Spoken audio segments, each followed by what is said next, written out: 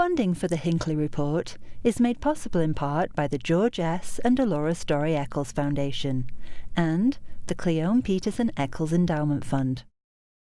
Tonight on the Hinckley Report, Republican delegates clash during a marathon convention. How can the divide within the GOP be resolved? Which candidates came out on top? And what will happen as Democrats take center stage this weekend? Some candidates look toward their primaries and others towards November. Which races are garnering the most attention? What ones will be most competitive? And how will these candidates handle the discord in national politics?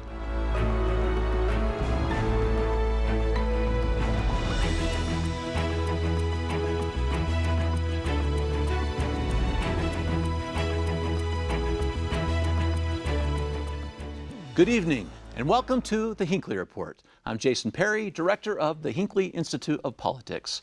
Covering the week, we have Mara Carabello, president of Exoro Group, Deanie Wimmer, anchor with KSL News, and Matt Canham, managing editor of the Salt Lake Tribune. Glad to have you all with us today. I want to start with what happened over the weekend. Matt, we're going to you first, okay? All right. So the GOP met for their convention, and it had everything. We had chanting, we had booze, an Abe Lincoln impersonator, and 10 hours worth of talking. Tell us what happened there.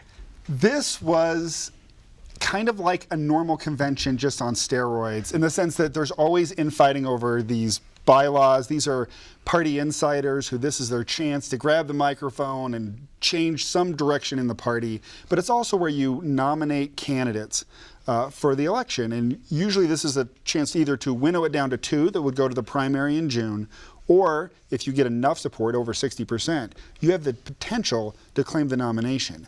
Except that we have a new law change where if you get enough signatures, you can bypass the whole convention process and get right on the primary ballot. And that is just throwing it all for a loop. But doesn't it seem that what happened at that convention is part of the very reason that compromise of how candidates get on the ballot exists? That they don't leave their future to the kind of things that happened on Saturday. One of your colleagues even called it a train wreck. And so it just seems like, you know, that's what's dividing them. Right. That's what's dividing them, but yet that's why it exists. Yeah, Mara, explore this a little bit, because many people say this was evidence of why that track emerged, right? The signature gathering path to the primary exists exactly because of what happened on Saturday. So I'm going to take the outside point of view from an active Republican voter who maybe doesn't go to politics, to political things. So as you said, they met and met and met and met and met on Saturday. And if you look at it from a communications point of view, politicos are talking about it, people who are following politics. But what did the average Republican hear from the party? What did they hear from them? Party conventions are supposed to be rallying points done at their best. They gather the average voter that says, I'm not the kind of person that does day-to-day politics, but I associate with a brand. I am a Republican. And I would ask the party what they're doing to include, as the governor says, the 700,000 Republicans voters. And you're seeing both party systems, for the Republicans at the moment, you're seeing the party systems enclose on each other. And we are asking ourselves, are they making themselves irrelevant to the voter? Not the candidates. The candidates look out at the voter. But are the parties looking too inward right now? So that's interesting, Matt. If that is the case and they're looking inward, was there some damage caused in the party? I think you can argue it both ways, right? Because the people who wanted the signature gathering path were saying, we want more primaries. We want to have voters make the decision of who the nominee is going to be. Well, that is what happened in the convention. Now, Mitt Romney, for the Senate race, collected signatures, so he was going to be on the primary either way. But the way that the convention turned out is State Representative Michael Kennedy got 51%, Mitt Romney got 49%. It would have been the primary just the way that everyone would have hoped it would have been anyway. But that outcome comes within all this fighting that it's not about Republican messages, about what's best for Utah or what would make the best candidate for our nation. It's about internal rules about who has the power and how much power they have. If you're not a diehard who really cares about that, if you're the average Republican Utahn, you're really turned off by that. You're hearing about the name calling and the nastiness and the fact that 400 of those people left before the voting even started means that the very purpose for what they gathered is compromised at that point. Not that, you know, you don't know whether it would have changed the outcomes of some of those votes, but certainly could have changed the margins. Right. I want to show a graphic because it gets to the point that you just made from Rob Anderson, the chairman of the Republican Party, who is struggling with what he saw there. This is what he said after the convention. We are divided because we choose to be divided. We look at ways to tear each other down rather than ways to build each other up. Mara? You know, I mean, this is the chair of the party. Right. It's hard not to agree with him.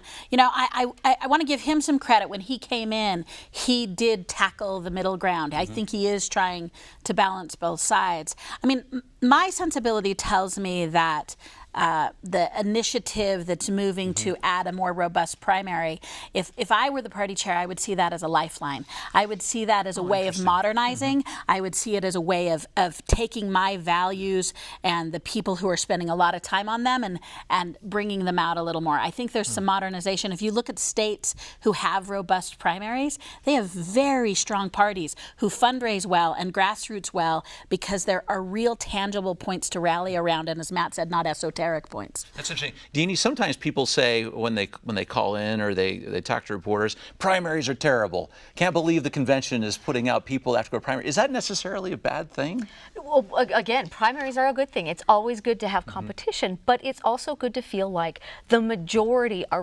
represented. Like the Republicans, the 700,000 Republicans aren't marginalized, that they are reflected. And if you look at outcomes of elections recently, that's not the case.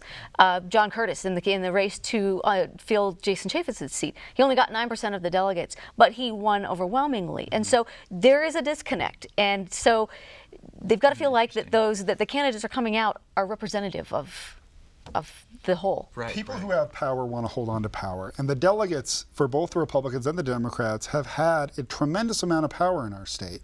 And the fact that there is a move to change how people get on those primary ballots is a threat to them, and they're fighting. And they're fighting hard, particularly in the Republican Party. Well, what advice would you give them about that fight? Well, I mean, I think this is the thing. The fight is essentially lost. And so, you know, count by vote, that compromise to get the signatures on the ballot is passed. We're going to, you know, this, there's a legal challenge, but they've lost every time in court. You've seen that big figures in the party have adopted or have embraced the signature gathering. We've seen that with members of Congress, with the senator, with the governor. Like, this is moving in this direction. Really, I think what's partially behind this too is that there's no galvanizing force for the Republican Party. They don't have a challenger to actually unite them. If there was a, you know, and the best that they have coming out down the pike would be someone like a Democrat in Ben McAdams, who may have the chance to run against Mia Love. If he's formidable, then Republicans can, you know, focus their attention on something else. When there isn't someone else to fight, they fight themselves. First step, though, of recommitment to civility. That is a Utah value, and when you see insults and catcalling and chanting against people, that is not what Utah wants. That's not what that's not reflective. And so I think this whole notion of you're either all with us or you're all against us, it's not helpful. And so I think a recommitment to civility could be a first step. Very great point. Let's talk about the outcomes a little bit from this convention. I think we'll start with Mitt Romney. Okay, Mara? So he went in knowing that it was a possibility he could lose, right? He saw Governor Herbert not come out number one. He saw John Curtis do the same thing, right? Was this a big surprise? Or was this just part of the game he has to play to get on there? So given the dynamics that we just described, I don't know if it's a big surprise. And his team's working hard, so they might not appreciate this comment. But I would contend that going into a primary is one of the best things that's going to happen to the Romney campaign in the long run. It gives us a reason to not become complacent if we're a Romney supporter. It tells us we have to step up if we're a Romney supporter. And it gets him in fighting shape right away, which he is. I mean, he's a consummate professional in this area. But I would contend from a tactical level, a primary is not going to hurt this campaign. A primary is going to help it.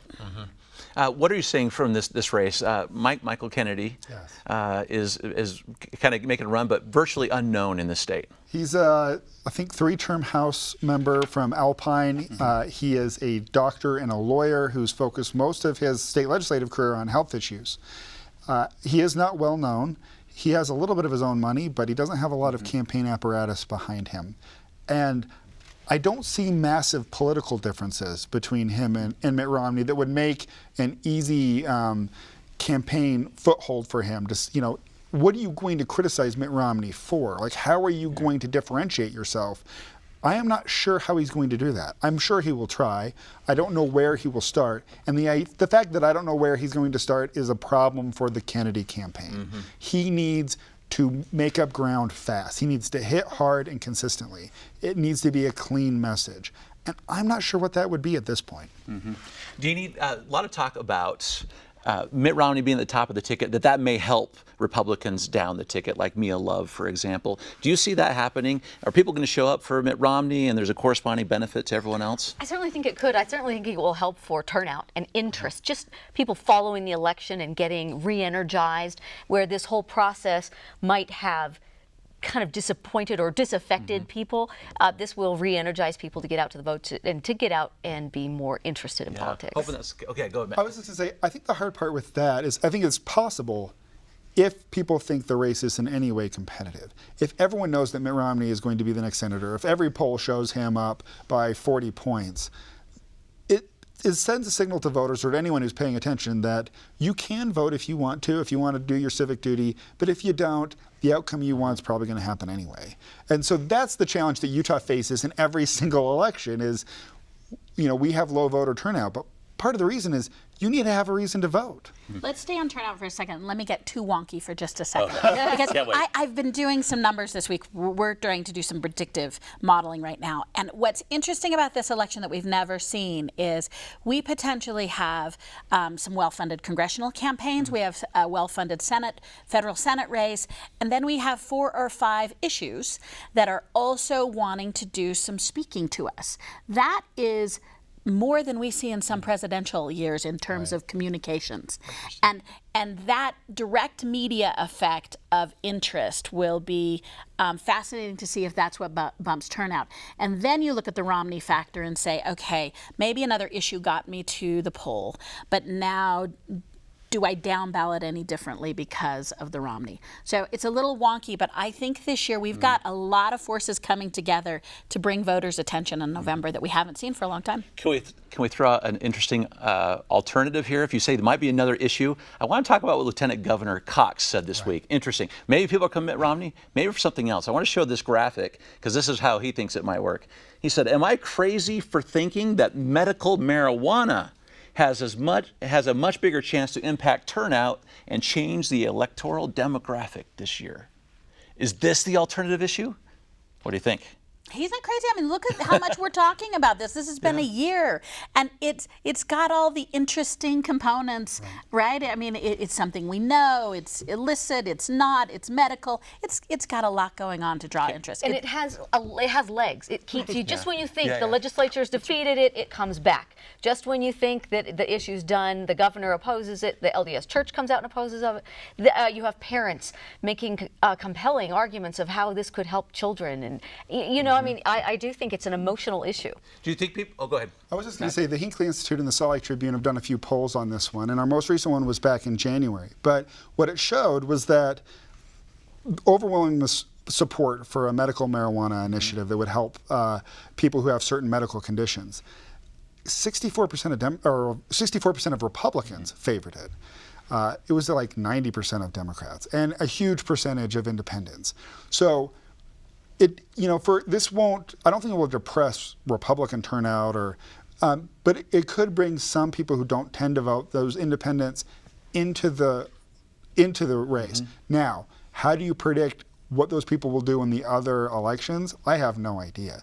They could very easily be conservative. They could very easily be liberal. How they go down ballot after they, do the vote that got them into the polls, I'm not sure. I mean, but will it have an effect? I think undoubtedly it will. Do you think it'll have a bigger effect on turnout than Mitt Romney? I would say yes. I mean, I think because I expect this one to be competitive. Now we'll see as the polls get closer, but I think you have the LDS Church who came out with a statement that supported what the medical association said, which was criticizing it. So even though it's not a direct, we're against this, it's pretty clear that they're against it. You have the governor saying that he might be aggressive in opposing it. So there will be powerful forces in the state that try to whittle down that support. And if they start having an effect, I think this was one that people will watch closely. Okay, let's talk about some of the other outcomes for the sake of being very thorough here. So Rob Bishop, Mara, no problem. Rob Bishop's going back on the ballot. What is all this rumor? So this is what makes Rob Bishop's race interesting, not his reelect for Congress, but the rumors about will he reposition himself as the Speaker of the House? Will he come back to Utah and make a run for governor, which is so intriguing because I think there's maybe some new power brokers who are saying Rob Bishop, and then there's middle and old power brokers saying Rob Bishop. So I mean, I think I think he is one we're all watching because the rumor mill is a buzz with him. Really is. And yet he's always below the radar, so you don't think until you start hearing some of these That's just indicators. so interesting. It seems so unassuming, and there's all of a sudden these big rumors pop up. I mean, really, Matt, Speaker of the House, maybe? So this is what I think it shows, is that he is well respected within the Republican caucus in Washington and can play with the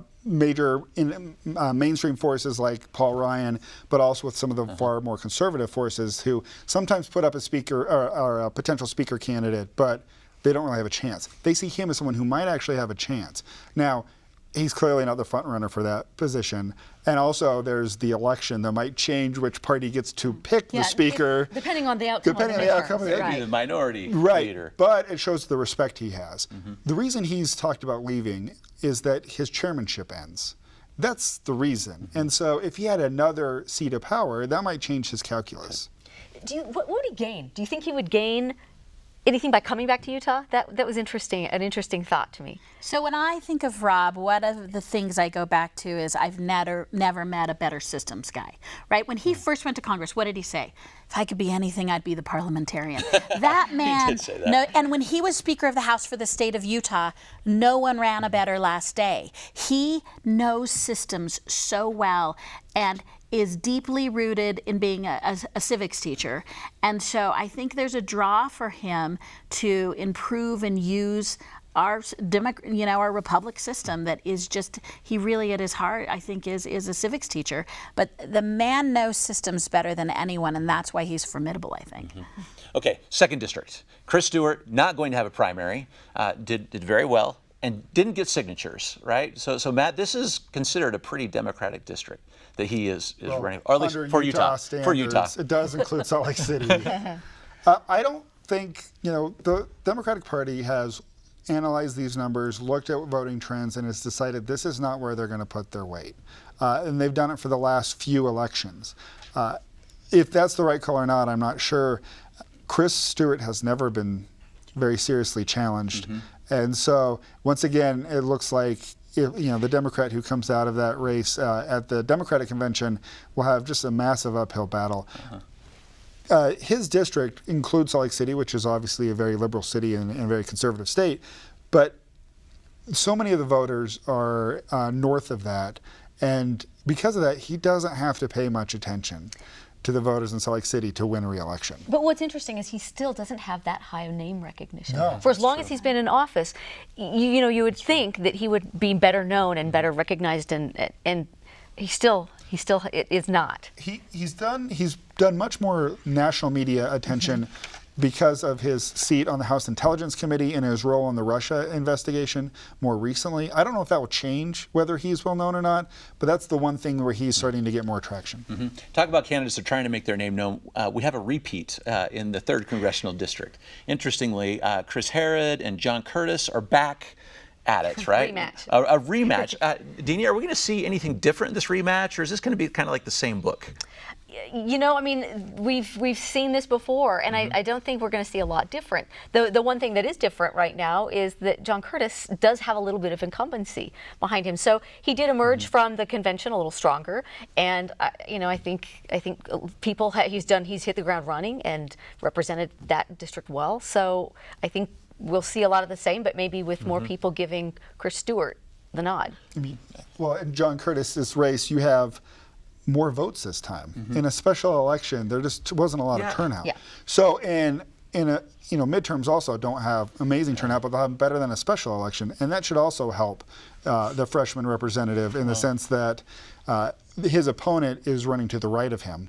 And so you'd assume that more turnout would be a moderating force on the number on the voting, which would probably benefit. Well, that's an interesting point, because when it was in the interim, when John Curtis and Chris Herrera were doing it, we had outside money flowing into the state. It was really the only game in town.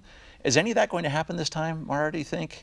I think particularly the RNC is watching this race, and I think you'll see Curtis have that support if he needs it. But what we're seeing right now is Curtis is running a solid campaign, and because the last vote, the midterm, the special election was so short, I think you're going to see him performing well and actually picking up some momentum. Okay. Yeah, Jason, you mentioned outside interest and national. I'd be interested to see that factor in a Ben McAdams Mia Love race. Now, he still has to get out of the convention, and that's not a guarantee, but that race seemed like it could have some interesting. Well, it does. Can we talk about that for a minute? Because the Democrats are going to be hosting theirs. Their convention is coming up this weekend, which everyone is watching. Ben McAdams is one of those races. And so before we talk about his race, so let's talk about the strategy for the Democrats going into this convention. Mara, is this an attempt to show a contrast? I mean, if you're organizing the Democratic convention for the state of Utah, what are you trying to show? So from all their leaders, their pre-messaging is civility, and their pre-messaging is getting along. Now, what the delegates do is what the delegates do. I loved Daisy's commitment for every hour they stay past the allocated hour, they'll do an hour of community service. I mean, that was a clever message to say we're aware of the positioning. The Democrats always have the Love McAdams race brings some attention, but their biggest challenge is to have people know it's their convention this weekend. I think with the Democrats, there's still the Bernie Sanders wing of the party and the Hillary Clinton wing of the party. And the Bernie Sanders people are running the party now. And you look at someone like County Mayor Ben McAdams, he is running as a moderate.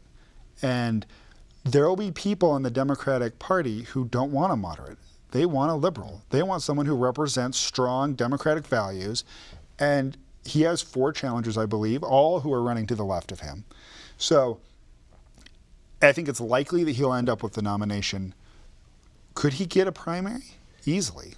Do you see that happening, Teeny? I mean, it's interesting. We had so long where we're looking for more Democratic candidates to jump into these races. Ben is seen as a very popular one. What do you make of the fact he has 4 challengers? Well, again, because of what we've seen that can happen in conventions, I think it could be likely he has a primary challenger simply because delegates are going to do what delegates are going to do. And so how well he's known in the public sphere might not determine how he gets out of convention. And I think, Mara said that a primary election for Mitt Romney won't hurt him. I think a primary election for Ben McAdams is a little bit more dangerous, which might be a message that actually saves him from that primary. If he can say, look, that takes time and resources, and I want to start hitting the Congresswoman now. If there's a primary, he'll probably take a step to the left, and that opens up more things that a Representative Mia Love can criticize him over. So how those delegates balance what kind of candidate they want to put in what is expected to be the most competitive race in the state, that's the big story out of this convention. So it is. And Mara, since you're such an expert on messaging, what do you make of the fact that this has become sort of a contentious, nasty race already between Ben McAdams and Mia Love, even though Ben doesn't even have the nomination yet? That's right. And they're bringing up old school contentious issues too, which many of us are waiting to see whether that's a misstep or not. They both have strong teams, but they have both started out fighting, and that's going to be an interesting, and yet that's not either of their brands going into it. And the one thing to watch out for in this campaign is independent expenditures as well, because they're coming in, both sides have really already committed to come into this race. Jeannie, maybe comment on that, because your comment about civility was so interesting. And what Mara said is right. Neither one of these candidates are known for being combative or being nasty. But we've seen this in the past. Outside interests will come in, they'll kind of hijack the message, and you see these negative campaigns. We see them certainly night after night on the news, and that doesn't resemble the candidate that you thought, and yet that message is what's out there, that contentious, he said, she said, and I think that could end up hurting. I think it benefits Mia Love, if I had to guess at this stage. Yeah. Ben McAdams is known as the friendly guy, and he needs to get Republicans to cross over and vote for him. And if he's friendly, that's easy to do. But if he's fighting, then you might feel more inclined to support what your natural party inclination is. And so if you're Mia Love, making Ben McAdams fight you might be the right strategy for her. Very interesting to watch how that goes. I want to have one 30 seconds on this issue. An interesting vote from our members of Congress on whether or not President Trump should fire Robert Mueller, his special counsel. I just have to get your really quick insight on this because Hatch and Lee both said no to this bill. Mara?